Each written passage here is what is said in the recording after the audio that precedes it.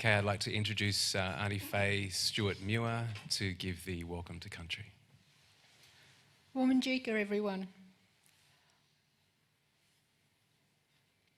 I'd like to welcome everybody here tonight to Bundawarang and Wurundjeri country and pay my respects to my elders and their elders and to any elders that are here tonight with us, and especially to our fellow interviewees that are sitting up the front, and a big welcome to Daniel.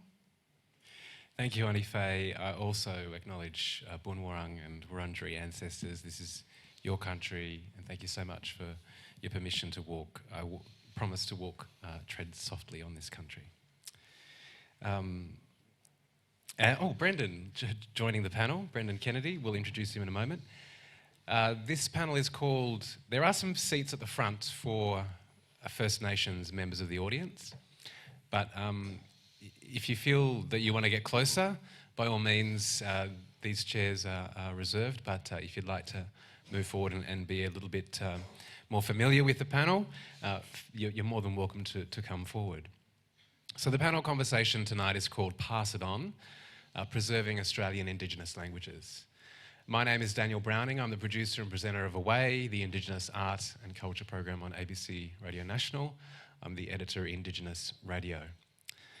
There are many Aboriginal words in everyday use by both non-Indigenous and Indigenous Australians. Words like kangaroo, galah, waratah, dingo, barramundi, corroboree, and language is embedded in our place names. Bondi, Wagga Wagga, Ballarat, Benalla, Koroit, and the list goes on. So what do we gain from knowing and learning First Nations words? And how can we embed more traditional language into the daily lives of all Australians? They say at least 250, but I reckon it's closer to 300 distinct Indigenous Australian languages were spoken on this continent in 1788. Today, only around 120 languages are spoken in homes.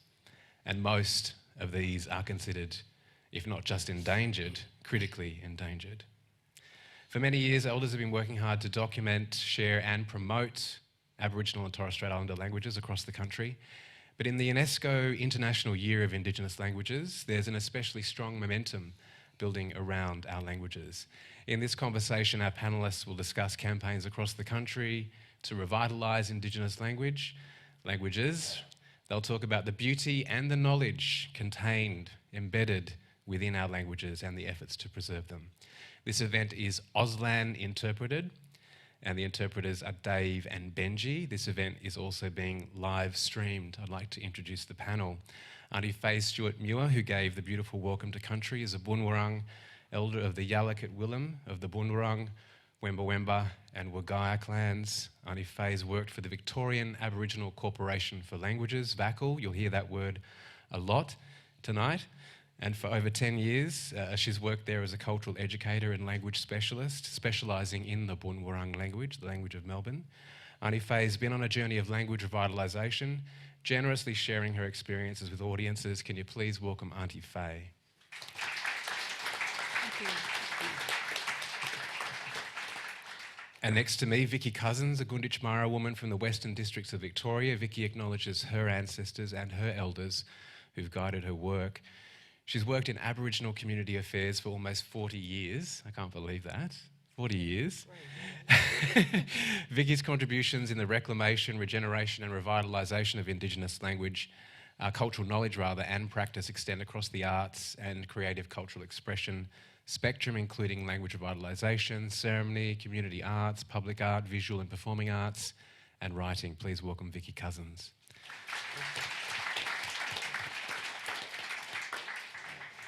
Brendan Kennedy is the Deputy Chair of VACL, the Victorian Aboriginal Corporation for Languages. He's Wadi Wadi, Tati Tati and Mutti Mutti.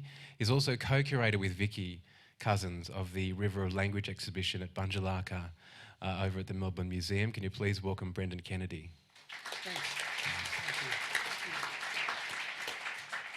Aaron Fa'azo is best known for his appearances in ABC's Black Comedy, which was nominated for Most Outstanding Comedy Program at the 2015 Logies and won an actor for Best Direction. Aaron recently completed, I'm not sure how up-to-date this biography is. Aaron completed shooting Stephen McCallum's feature 1% and was seen in the 9 Network drama series Hide and Seek and Ivan Sen's feature film Goldstone, which opened the 2016 Sydney Film Festival. In 2016, his production company Lone Star, along with Bunya Productions, produced a 3 by 1 hour drama documentary series on the history of the Torres Strait Islands called Blue Water Empire, on your screens now. Aaron is the narrator, I think, of Blue Water Empire, correct me if I'm wrong. He's one of 3 producers on the series as well. It's screening now on ABC One and iView. Please welcome Aaron Fa'azo.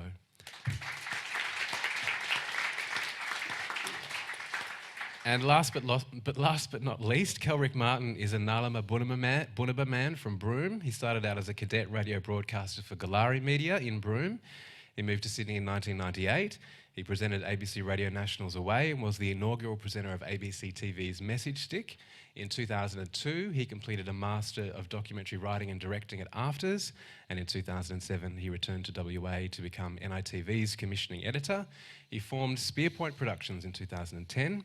Credits include documentaries such as Yagan, Outside Chance, Prison Songs, and a 2015 Actor Award nominee, another short drama, Carryall, I think it's called, Carryall, a 2015 Actor Award nominee. Kelrick was most recently the Indigenous manager for Western Australia's state screen funding agency Screen West. He's currently head ABC Indigenous. Please welcome Kelrick.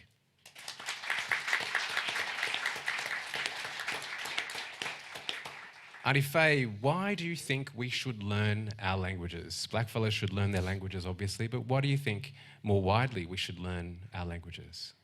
I think it's important that people that have come here after Cook arrived is to speak the First Nations languages, because these tell a story of who we are, where we come from, and there's a lot of history in there. And it's embedded in those place names. It certainly is. I know that when we spoke, you were a very generous guest, I think, as Brendan, and Brendan has been a guest of our series on Radio National's Word Up series, where we share 3 words in a very short podcast called Word Up. And you shared the word for autumn in Bunwurrung, or when the word that we would approximate for autumn, when the leaves start to fall. Manameet? Mm-hmm. Yeah. And another beautiful word, Tandirum. Can you tell me about that word? Tandirum is, or Tandirum really, is when the Kulin Nation, the 5 Kulin Nations get together, and it's bringing their songs and their dancing and their culture together. And they've got to be welcomed onto country. So that's what Tandirum's all about, welcoming people onto country. But you've got to have that welcome to start with. Vicky, I remember vividly this trip that we took into your country, Gunditjmara country, around Warrnambool, and a place they know as what's called Hopkins Falls, a part of the Hopkins River.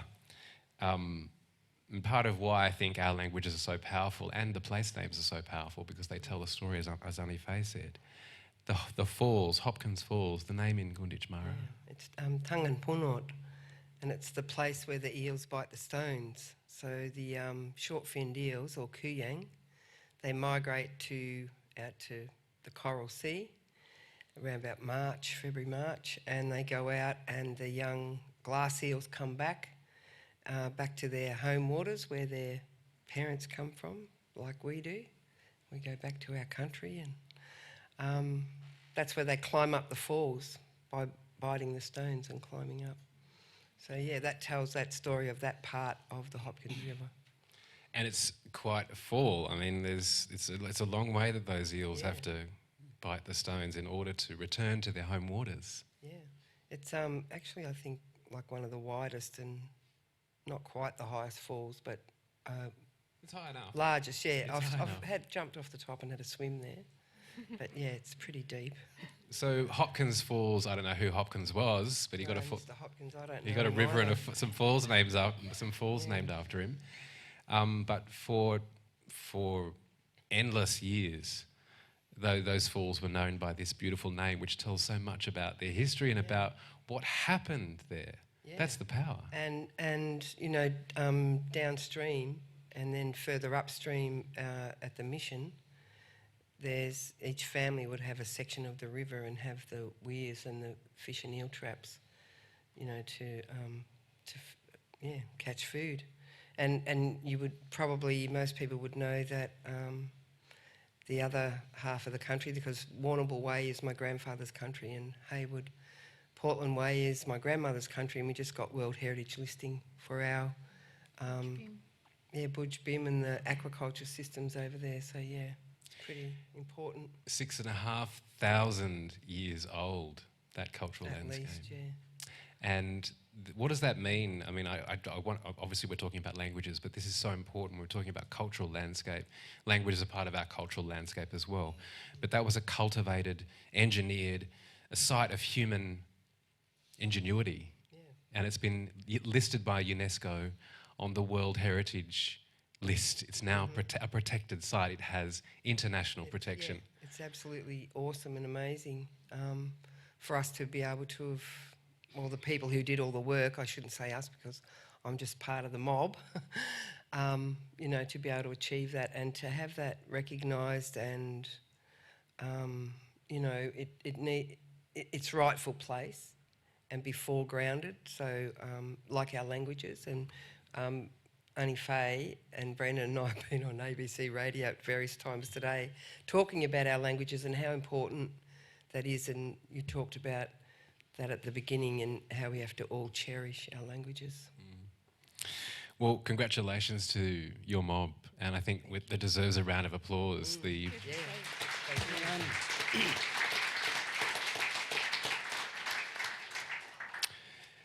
Aaron, when Blue Water Empire launched, you posted a message on Facebook in, I think it was in Kalakawaya.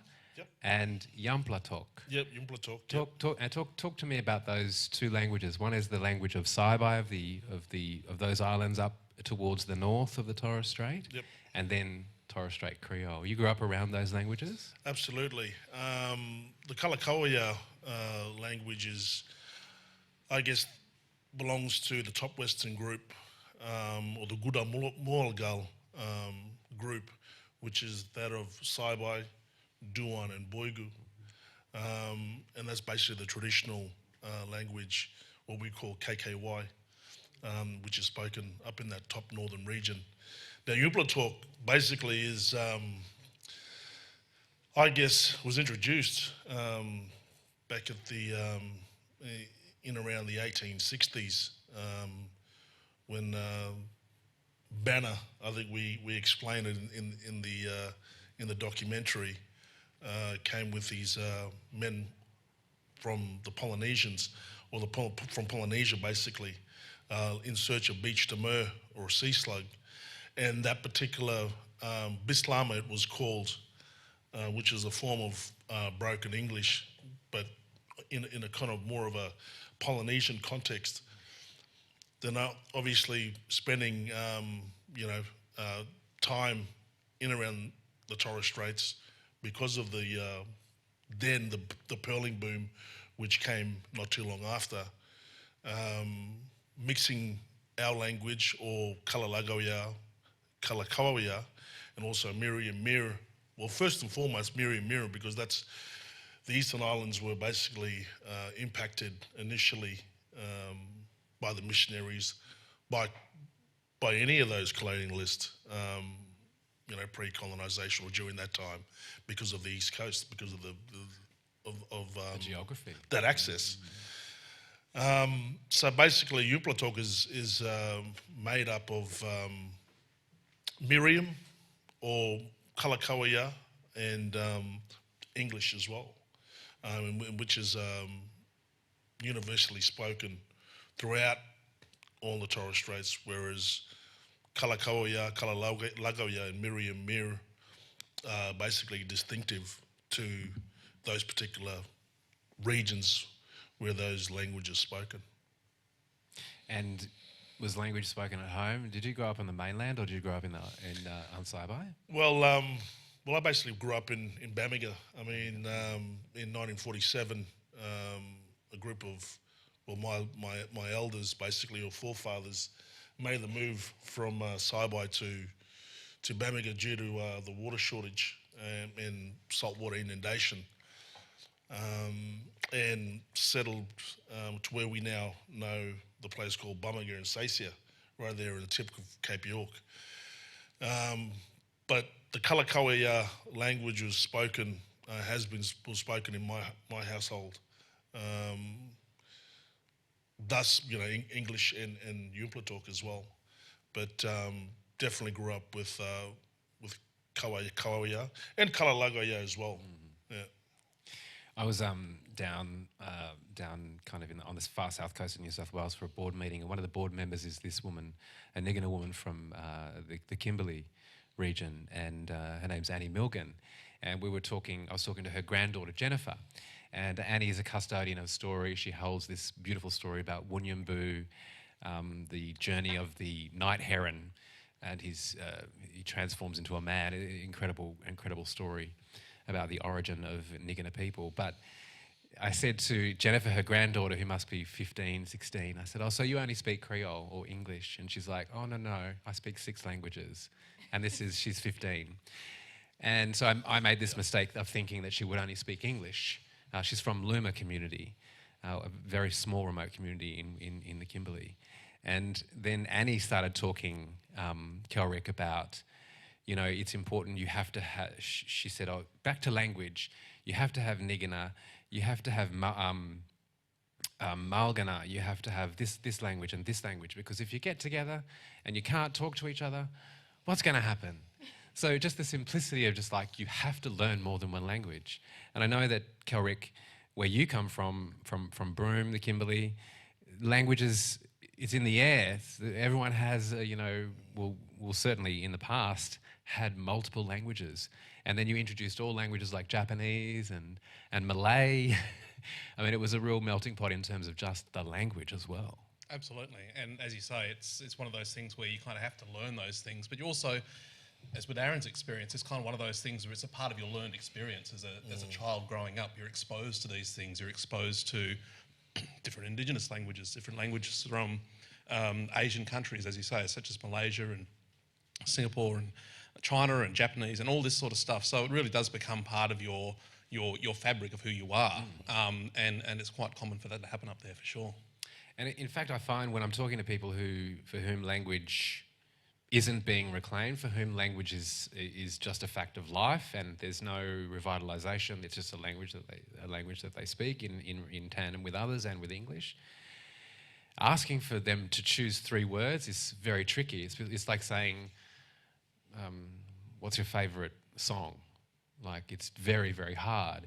And I think people who are in revival, Vicky, people who are reviving their languages or in a kind of revival community, as many of us are, we see the inherent value of just knowing words, of just being able to say, that's our word for wallaby, that's our word for this flower, that's our word for this season.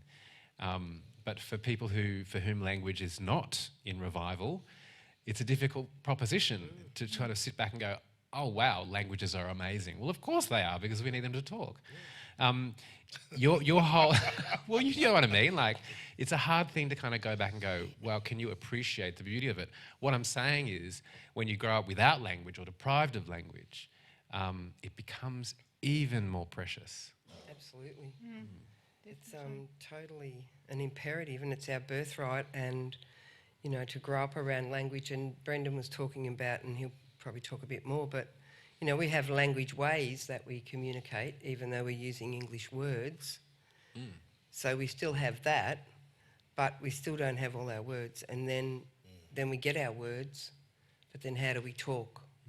So, for me, I'm looking at our grammar, because we absolutely need that to put all our words together so that we can be talking if one day And my end game's fluent speakers, but that's going to take a long time. So in the meantime, we're doing everything that we can, and words are where we start. Now, Brendan, tatty tatty, mutty mutty, and waddy waddy. Mutty mutty, we're talking, around in the vicinity of Mildura. Balranald, New South Balranald, Wales. sorry, yeah. And tatty tatty and waddy waddy, places geographically with those languages. Yeah, so I'm part of. There's actually 6 of those language groups that I'm a part of, and there's also Lachi Lachi, Yiti Yita, Nara Nara, and Weki Weki. We have neighbours that are Wamba Wamba, Brappa Brappa, and Yorta Yorta further up. So all those languages along the Murray River area, they all mean no no. So you notice how they're duplicated, tutty tutty, so it's no no. So we're known as the no nos, the no no peoples. But just following on from what Vicky was saying, it's interesting because as I was painting the mural at the museum on the weekend, I was asked a question by a non-Indigenous person, and this person asked me how much traditional language is being spoken in Victoria, and my response was, well, how much traditional English is being spoken in Victoria when you consider Facebook, Twitter, Instagram, Messenger, and all of these new forms of communication. So, I mean, going on from what Vicky was saying, we've been speaking blackfella English, Aboriginal English, for a long, long time now, and we've just been using English, but using that dialect. But we had to do that because our grandparents and great-grandparents were forbidden from speaking the language, so punished. So in secrecy, our people had to create a secret language, but also maintaining our non-verbal language, our sign language, and our facial expressions, and our avoidance. We also have an avoidance language where we don't use around certain people, including authorities and the white government. So look, it's interesting because having taught language in schools, I really noticed that our children are really under threat of losing our Aboriginal English. They're being corrected in schools. So there's a double-edged sword here. We're being denied or prevented from reclaiming our heritage language, but also we're having our Aboriginal English removed from us through the education systems. What I love about Aboriginal English, and in all of this, it's after standard Australian English, it is the most widely spoken form of English in the country. And that's often forgotten because we can go up north, Kelrick, and have a conversation up there and understand what people are talking about when they're using words that, have travelled, or words that down here have travelled, words from where I come from, northern New South Wales, have travelled. And Creoles too. I mean, they're all part of our language, our cultural geography. And retaining them and keeping them alive, I think, is really, really important. And it's interesting to talk about Aboriginal English because I'm thinking about a couple of episodes, a couple of sketches in black comedy, in fact. I think, Aaron, maybe you were in this one. Certainly, I think it was written by Stephen Oliver, and it's all non-verbal. And Stephen Oliver's having a conversation with someone across the road, and he's just, you're doing the thrust of the... Sorry, I just spat very voluminously. Didn't mean to. That was involuntary. Yeah, look out. Those First Nations mob, look out. A very quick thrust of the head, and usually the pointed lips has a lot of meaning, and we can have a conversation without using a lot of words. But in that sketch, I think he's having a conversation with a brother, and But I think we still do that. I don't know. I don't know about you, Aunty Faye, Vicky, Definitely. Brendan. We're still We're still doing that. Yeah. rolling the Oh, eyes. rolled eyes, very much so. You know, we've got our own form of sign language too. I mean, different parts of the country have their own, and still in use, I believe, and certainly in the Torres Straits. Very strong in Arnhem Land as well. The sign Definitely. language. Yeah. The kind of the wrist twisting and the chin. Stephen was telling a story, Stephen Oliver, the comedian, about he was having just yarning to some other blackfella, and they were having a conversation about where this person was geographically, and the person he was talking to said, you know, she's up there, and like lifted the head up. They were in Alice Springs. She was actually talking about Darwin. So that quick thrust of the head can thousands of kilometres or hundreds of kilometres at least. Vicky, your long kind of association with VACL, but with cultural arts and community arts and language. Can you remember that moment? I guess it was probably, you know, your father was a huge influence on you in terms of your whole journey as an artist and as a language revivalist, which is how I would describe your work. But was there a moment when it kind of crystallised for you that this is something that you had to do? You had to continue to revitalise your language or work with language? No, not a particular moment, but certainly when I did return back home in '99, actively took up working with Dad and you know, creating opportunities for learning language, and we set up our dance and cultural group, and you know, we created songs and dances. So yeah, bringing it back through living, and you know, like now, like I said, it's great that we've got words. Dad got our dictionary in '96. We still have no speakers. When are we going to have speakers? So I'm really focusing on that now, and that has been a moment a couple of years back where I've been getting frustrated with the words thing, you know, just throw a word in here and there, and that's fine. You got to do that, and people have to become familiarised and comfortable, because you know, one of the obstacles is people being shamed because they don't know their language. They feel shame, so they get scared to say it, because then they want to say it properly. And I'm like, just say it. You'll get to the proper bit, you know, if you keep saying it. But for me, it's I'm doing this grammar and I'm focusing, and we've got lots of digital things going on, you know, and that's deadly, but where's the living? It's got to live in people. So this is my focus, because I've now got 15 grandchildren who are 15 years old and younger, and you know, in my vision back in the day was that they'd be at least bilingual, and they're not. So what am I doing? I've got to get on with it. Don't be so hard on yourself. But I mean, that was going to be my last question to the panel, is like, what is the end game? And I hope we can get to the object of what all of our language journeys and what they mean, and whether we want fluent speakers or we want people to know more language. I'd like to kind of draw you out on that a little bit later.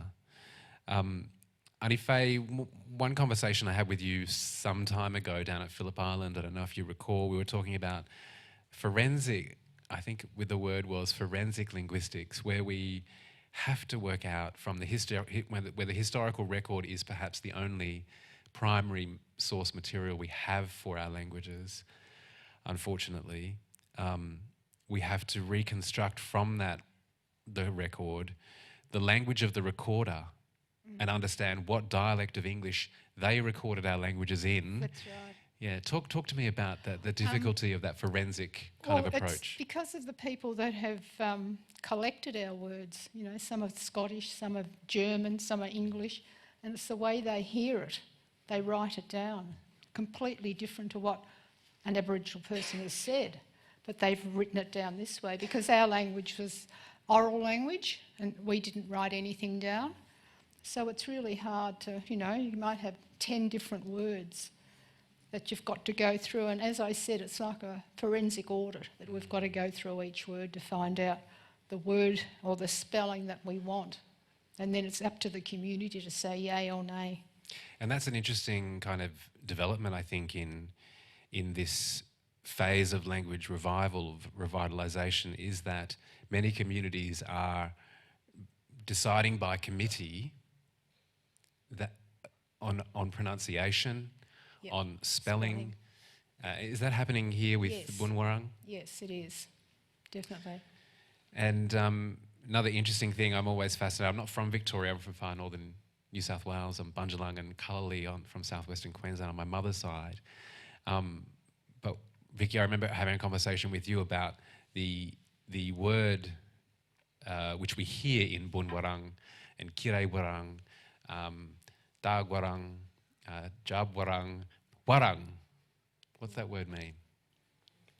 Lips. Yeah. Lips. And, you know, sometimes I thought it was tongue. It's not tongue, No. it's lips. Lips, Lips. tongue. Yeah. It can be sort of a bit of both. Yeah. But it's your language as well. Yeah. So, yeah. So in that, Aunty Faye, what would Bunwarang mean? Does it have a particular meaning? Is it just the No name? lips. No lips. Yeah. Bun is no. And that's really interesting. And Brendan, you were talking about this yorta meaning no, lachi, no.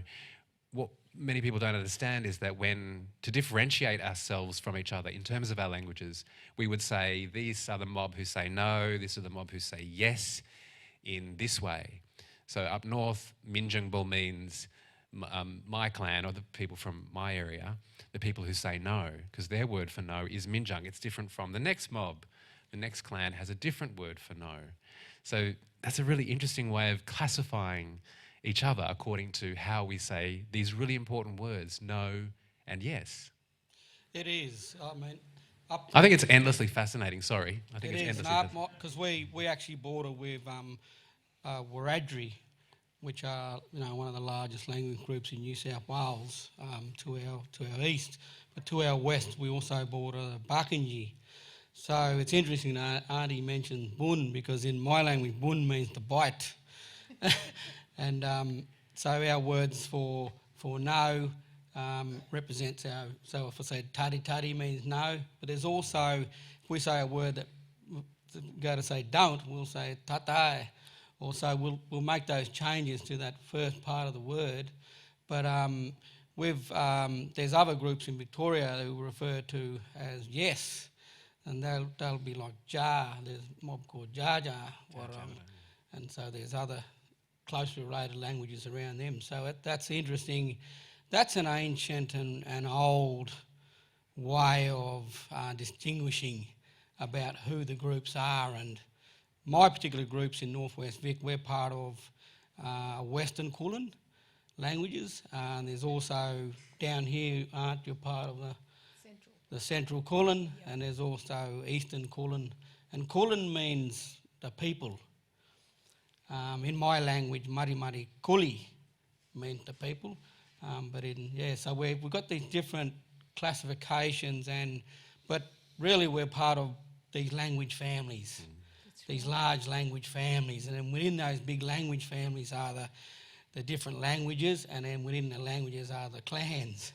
And some clans will be bordered on a neighbouring language, so they'll be a bit of both, which is pretty much like if I'm married to brother's sister here, well, them kids can go his way and my way. It's the same with the language within the landscape. So we're so blessed, and all of you people are so blessed to have us here, because in our country there are ways to look at the language that shows you how to live, and that's how our people have been living by the landscape for so long. Hence, we've got very old languages that are perhaps the oldest languages known to humankind. And that's something to remember. There's also incredible linguistic diversity on the continent. I did ask a linguist from the University of Melbourne, how does Australia rate in terms of its linguistic diversity? She said it's pretty high, but Papua New Guinea is the most linguistically diverse place on the planet. Hundreds, over, if you consider the area, hundreds, if not thousands of languages. And I did say to this linguist, is that because, you know, the Highlands, maybe every valley needed a different language? She said, well, we don't know. We don't know why people speak different languages.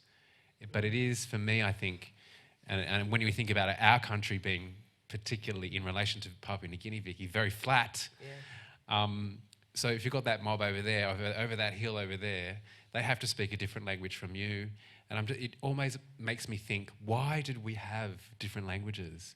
Why did we find a different way to communicate? It's not distance, because sometimes you have languages, you know, right up against each other. But multiple languages.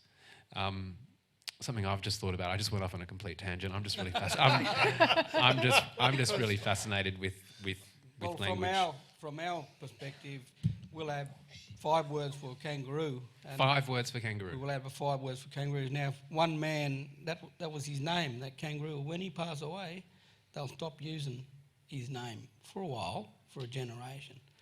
And so the other group, they'll use that name for that kangaroo. So that's how all our languages are so different and changed over the land.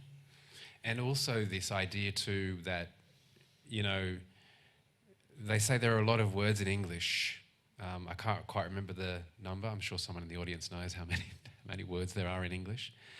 But in, you know, Aboriginal languages can be very economical, except when it comes to kinship. There might be a very complex set of relationships that are described in kinship terms, very specific, because kinship's really important, community's really important, culture's really important. And also this other thing that Richard Wally said, I think to Stephen Oliver, was that we didn't need to deceive each other. We didn't need to lie. We didn't need a court. We didn't adjudicate matters in a court. We didn't need to deceive. We couldn't deceive people. Traditionally, we would have very straight words for straight interactions with people. You couldn't really lie. Again, I went off, sorry. Aunty Faye, you've published a book recently, I think last year, and it was a guide for, you know, school-age children and also for teachers. It's setting out not just words in Bunurong and in other Aboriginal languages, but also words in Aboriginal English. Tell me a little bit about that publication.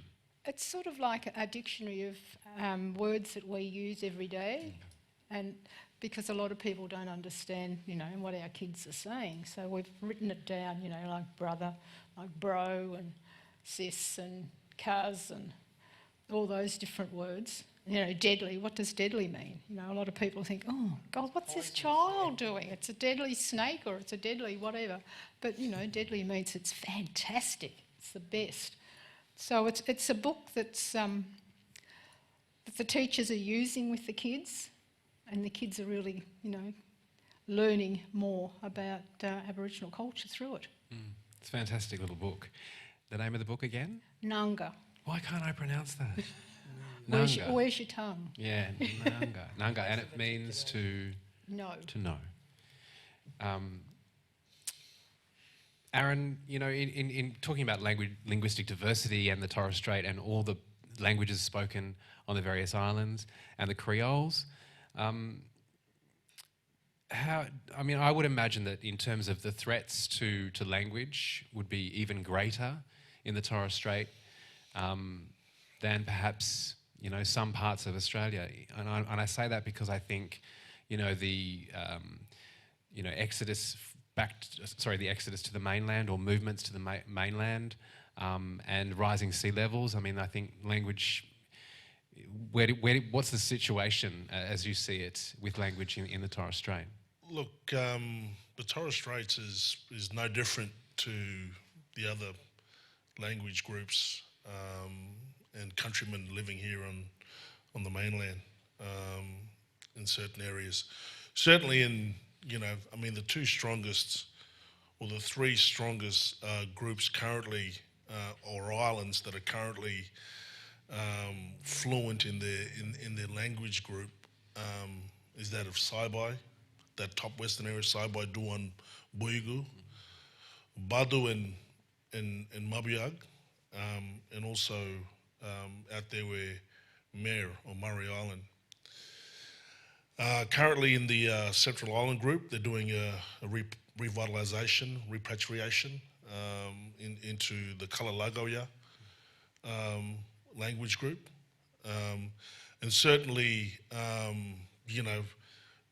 because back in 47, when my forefathers made the decision to move to the mainland, now, you've got a situation, and that was a situation where you've got 2 Torres Strait Island communities in amongst 3 Aboriginal communities.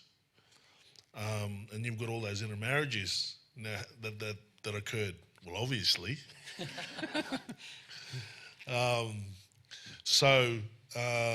It's been interesting in terms of,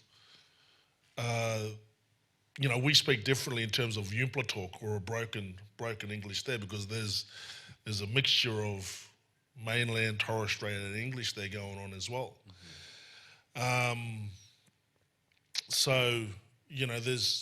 There's also what we're finding as well, that there's also been a loss of the Kalakaua language.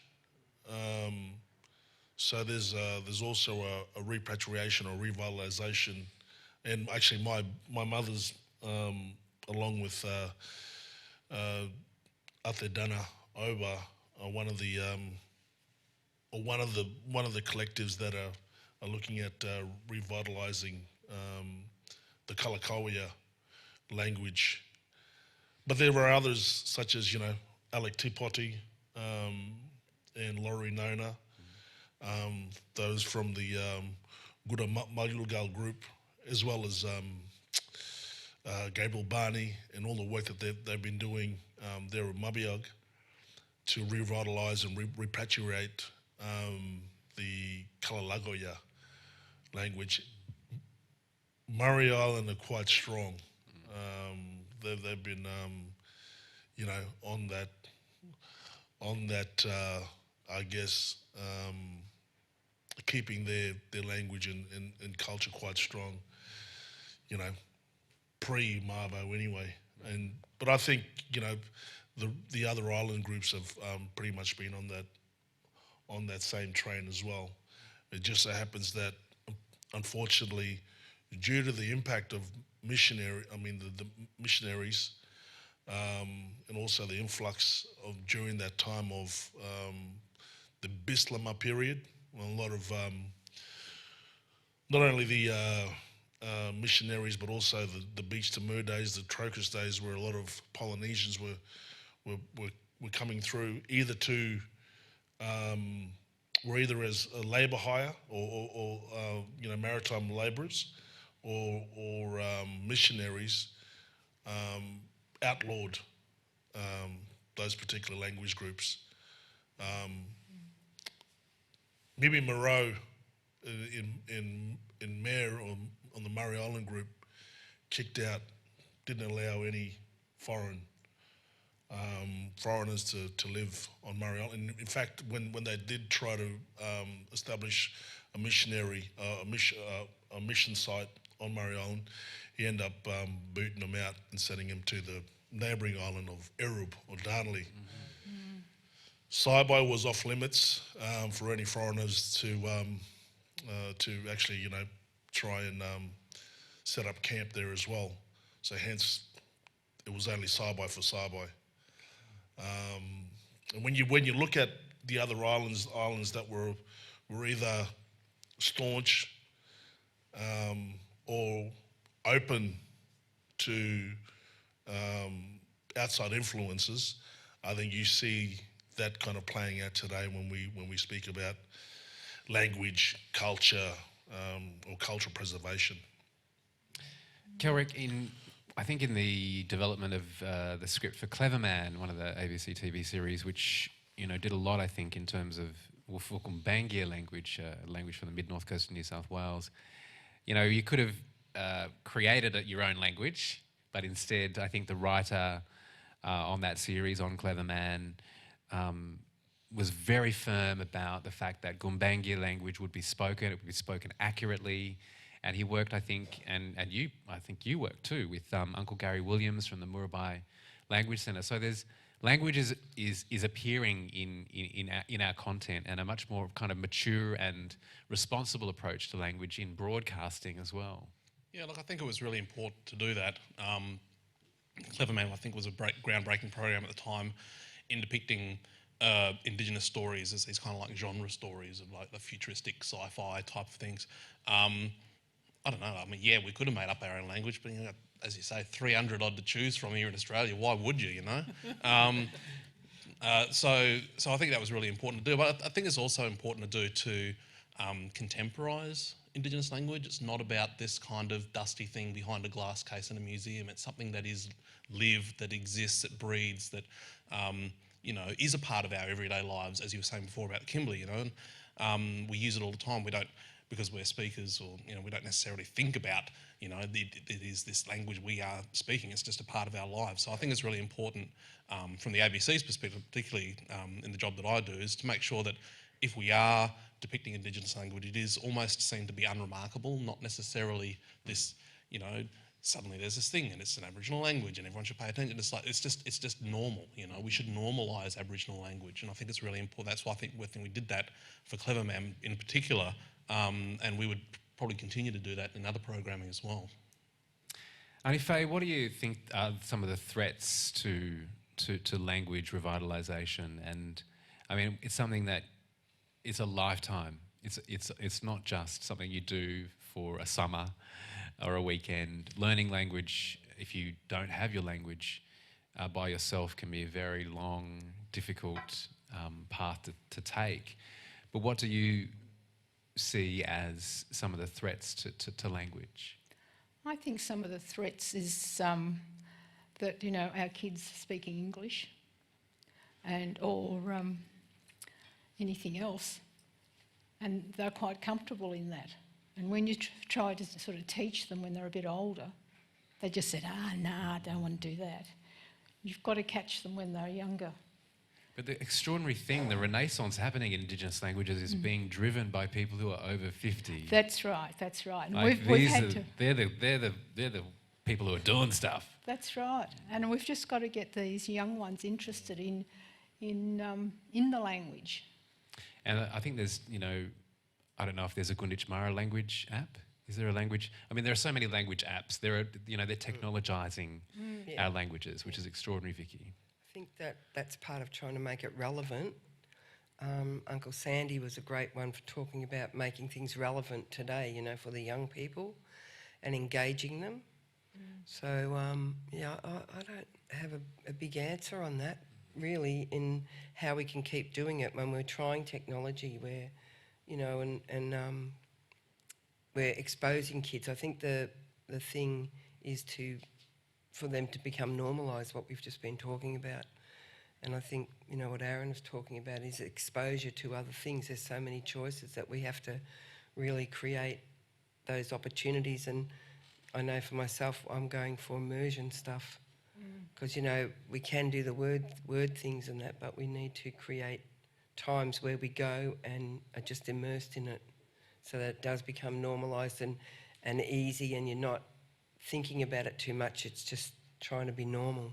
And it's just this thinking, you know, forget English, think in language to get that language spoken again. Brendan, what do you reckon we can do to encourage our kids to speak language? It's funny to hear that, like, technology is a threat, but it's also can be used as a strength of sort of redirecting our younger generations back to country.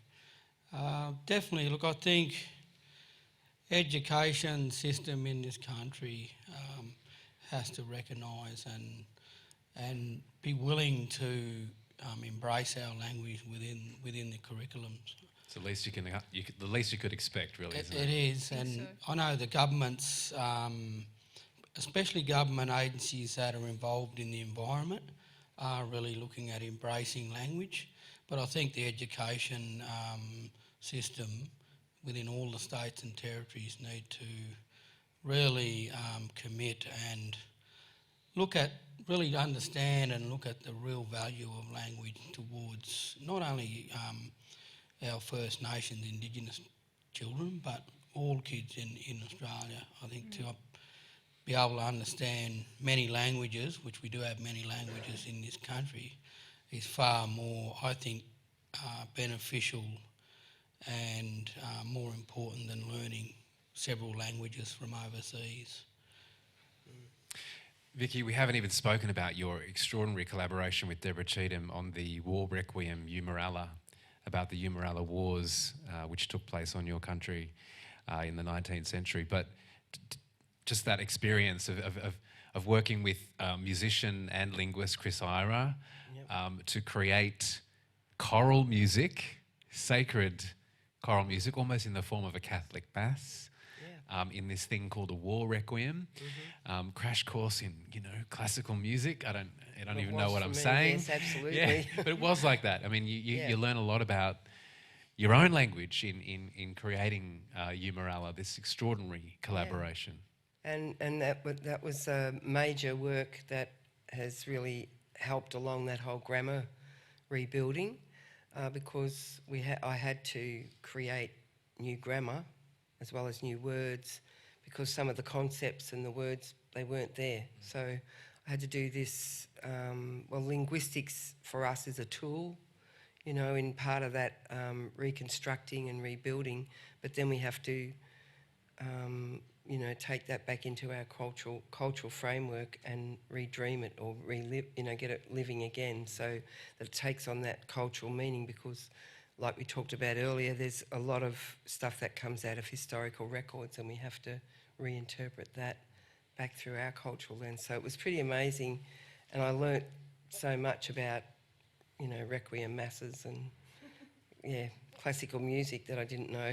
But you learn about your language as well, about what it can do. You know. It's been very powerful. We've only got a couple of minutes left, but I think my last question to each of you is that if we're having this conversation in 10 years, Brendan, what's the object? What's the end game for language revitalisation? Is it fluency? Is it that kids speak, that they're bilingual in English and in Wadi Wadi or Lachi Lachi or Mati Mati?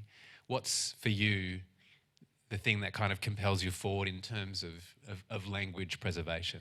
I think there will be different views. Like some views, people will want have fluent speakers, and definitely that would be ideal to have some fluent speakers or semi-fluent. But definitely just providing opportunity to those descendants of those languages. So giving those descendants, whether they're living on country or living away from country, the opportunity to access their language, but also, hopefully we're seeing that we have even legislation in place right across the whole country, legislation that is embedded within the national legislative frameworks in order for our language to be recognised and preserved and protected and maintained for future generations. Things like dual naming of sites. I think that would be one kind of long-term object. I know, look, down here in Victoria, we're looking at dual naming of, large institutions like the museum, and there's also naming of government offices here in Melbourne in the languages of Victoria. So we want to see, I'd hope to see a lot more language right across the whole society, right through every facet of society. And in particular, those particular local areas, that language at the local level is recognised and used more throughout those local areas. Aunty Faye, what kind of conversation should we be having in 10 years about languages? Where would you like that conversation to be at? Fluency?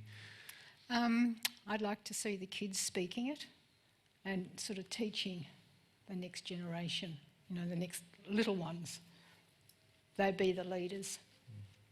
Aaron, what about where do you stand on passing it on and preserving languages? This conversation in 10 years' time. I think there was a comment. There was a comment, or one of the sisters at the recent NAIDOC ball, the awards in Canberra. It was a words to the effect too that if you've got to see it to be it. So in that reference, you've got to hear it to speak it. So I think over the next 10 years, certainly from my perspective, then in terms of the things that I'll be doing in my own little world in regards to this is certainly making more, producing more film and television programs, either series or feature films that will definitely be speaking either Kalakaua or Kalalagua or Birriamir language or languages. So yeah, you've got to hear it and speak it. And so if our kids aren't hearing it, you know, and seeing it in different forms, and especially in the mediums that they're engaging with, because now in terms of media, it's just blown off the Richter scale now. There's so many different ways and forms that we can engage with our kids, but also engage our elders too through those same mediums as well, where they have their place as well. You got to hear it to speak it. Could you please join me in thanking our panel?